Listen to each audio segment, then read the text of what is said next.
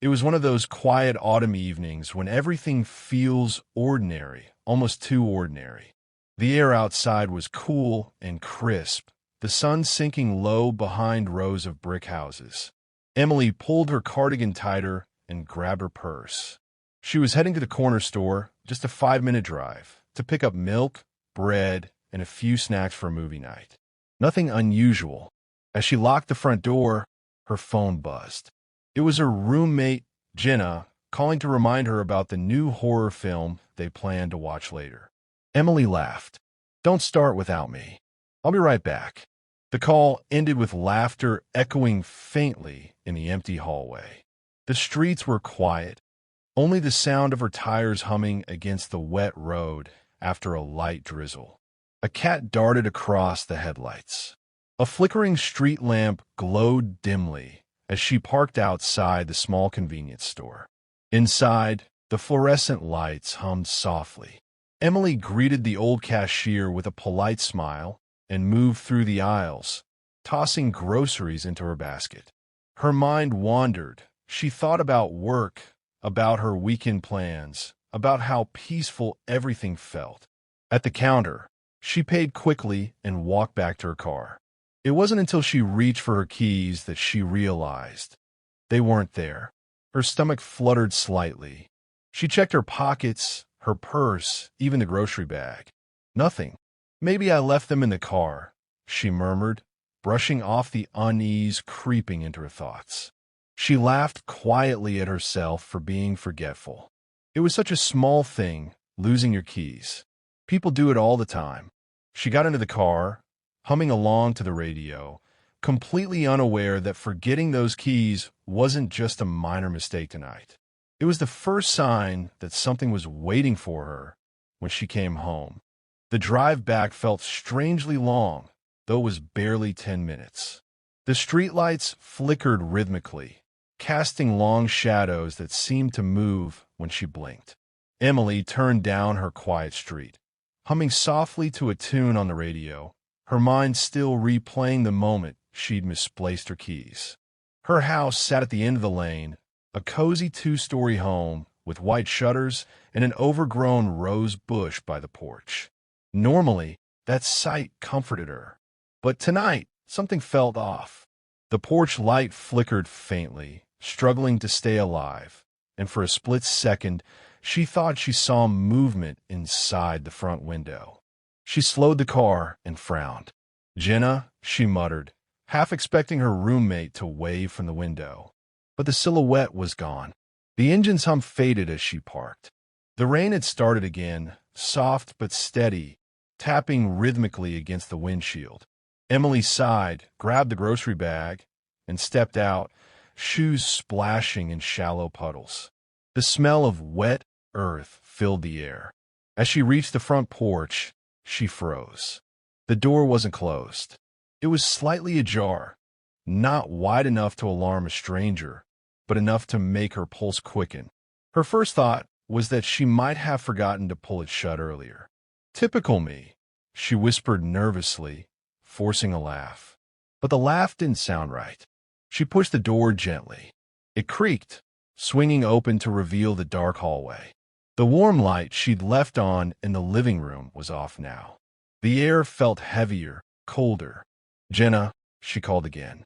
No response, only the faintest sound, a soft creak, as if someone had just shifted their weight upstairs.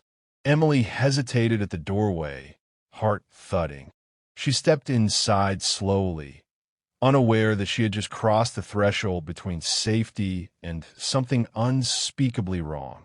The door clicked shut behind her, sealing her inside the dim, silent house. The air felt strangely thick, as though the walls themselves were holding their breath. Emily stood still for a moment, clutching the grocery bag tightly to her chest. "Jenna," she called again, her voice echoing softly down the hallway. No answer, only the faint hum of the refrigerator from the kitchen, the ticking of the old wall clock, and then a sound, a soft creak, slow, heavy, like someone stepping carefully on the floorboards upstairs. Her stomach tightened. She forced a shaky laugh. Probably the wind, she whispered, though she knew how ridiculous that sounded. She took a few steps forward.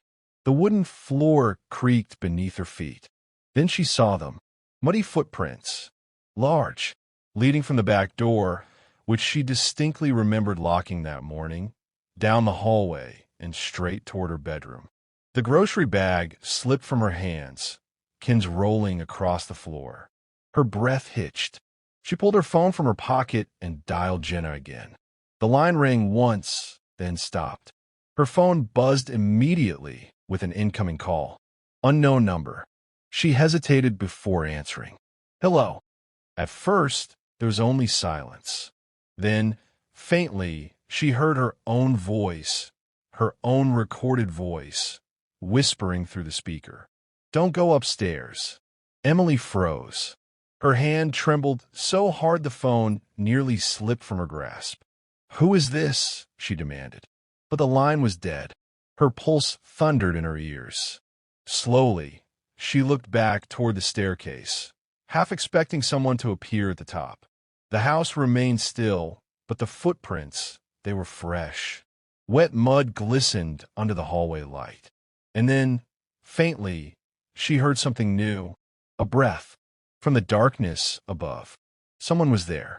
Emily's breathing quickened, each inhale sharp and uneven. Her mind raced through every possible explanation. Maybe Jenna came home early.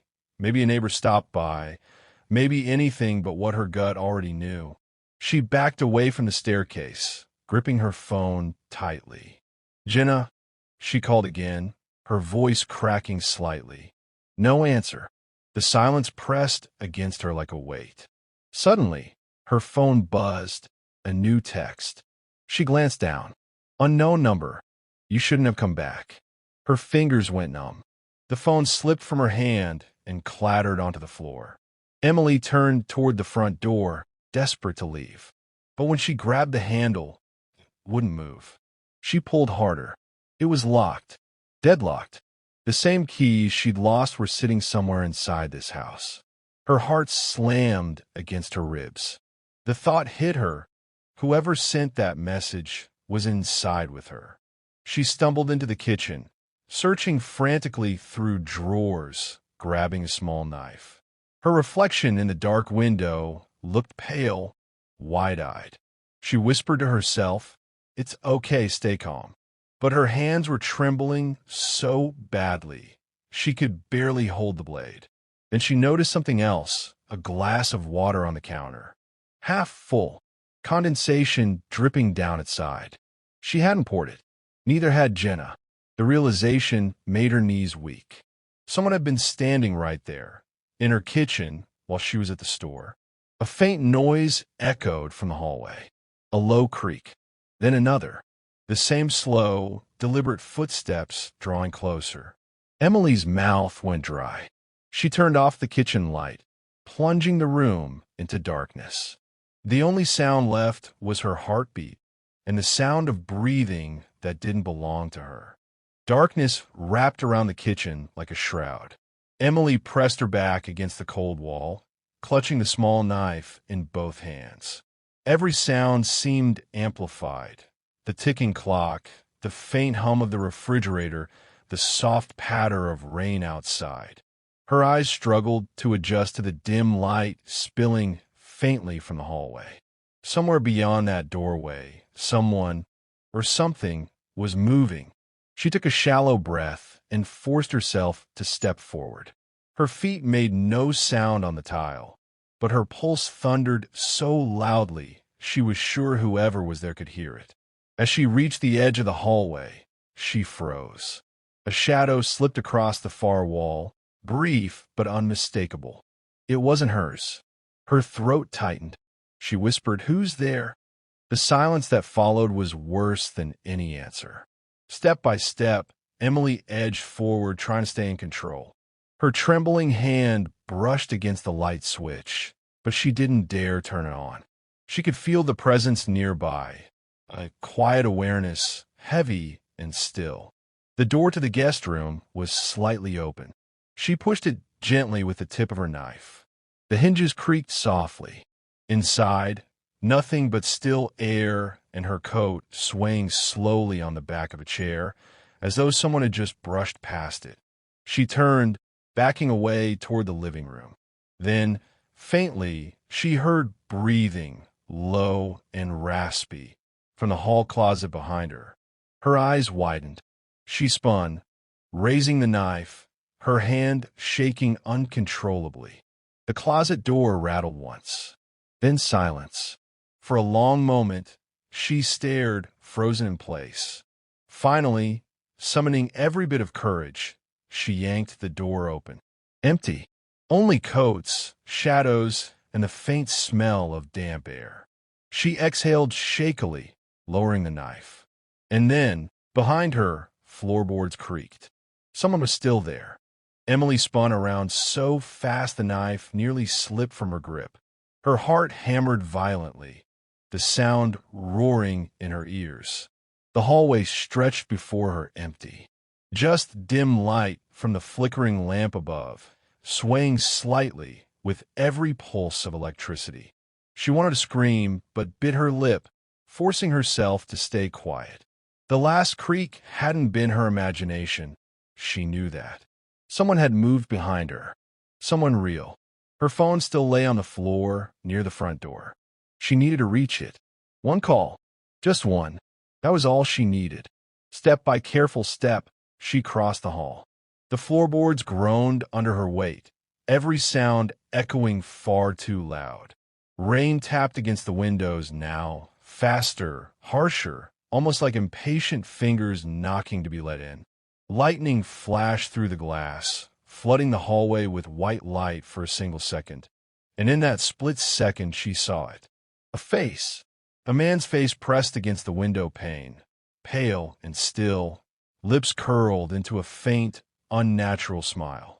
His eyes, dark, glassy, almost empty, locked onto hers. The thunder followed instantly, shaking the house. When the light flickered again, the face was gone. Emily gasped, stumbling backward. "No, no, no," she whispered. Her hand trembled so violently she dropped the knife. It clattered against the wooden floor. Then, from somewhere in the house, a sound echoed. Click! The unmistakable sound of the back door unlocking. Her chest tightened. Slowly, she turned her head toward the kitchen doorway. The darkness beyond it seemed thicker now, as if it were breathing. Another click. The door creaked open just enough for cold air to drift in. Emily backed away, whispering through tears, "Please, leave me alone." But deep down she already knew, whoever he wasn't leaving. He was already inside.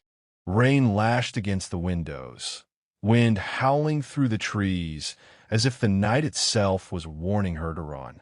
Emily stumbled backward into the living room, her breath coming in shallow gasps. The front door still wouldn't budge. Every exit she tried was locked tight, as if the house had sealed itself shut. Lightning flashed again, briefly illuminating her reflection in the TV screen. For a split second, she saw movement behind her reflection. A figure, tall, motionless, standing only a few feet away. She spun around. Nothing. Only the empty hallway and the faint sound of dripping water from the kitchen. Her trembling fingers reached for her phone, still lying on the floor. She grabbed it, slipping on the wet wood. The screen flickered to life. The last number she called was still visible, Jenna. She hit redial. It rang once, twice. Then a voice answered. But it wasn't Jenna. It was a man's voice. Calm, low, whispering. "Don't run." Emily froze. "Who are you?" she cried, voice shaking. The only reply was soft breathing. Then a click. Call ended. She turned toward the staircase, ready to bolt upstairs, but something stopped her. Footprints. Fresh, wet, muddy footprints leading down from her bedroom. Her scream caught her throat. She backed toward the door, fumbling with the lock. Outside, the rain poured harder. She forced it open just enough to slip through and ran barefoot into the night, calling for help. Moments later, a neighbor emerged with a flashlight. They ran toward her house, but the door was wide open. The lights inside flickered, and Emily was gone. On the porch lay her phone, still recording. The screen glowed faintly, playing back her last words, mixed with a whisper not her own. "You shouldn't have come back." Then silence, and the recording stopped.